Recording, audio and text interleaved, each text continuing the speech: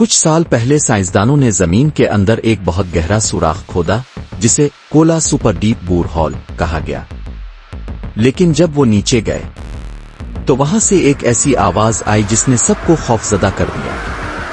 کسی نے کہا یہ تو زمین کی تہ میں پگھلا ہوا لاوا ہے، اور کسی نے کہا شاید یہ انسانوں کی چیخوں جیسی آوازیں ہیں۔ لیکن جب سائنسدانوں نے آواز کا تجزیہ کیا تو فریکوئنسی عام شور جیسی نہیں تھی۔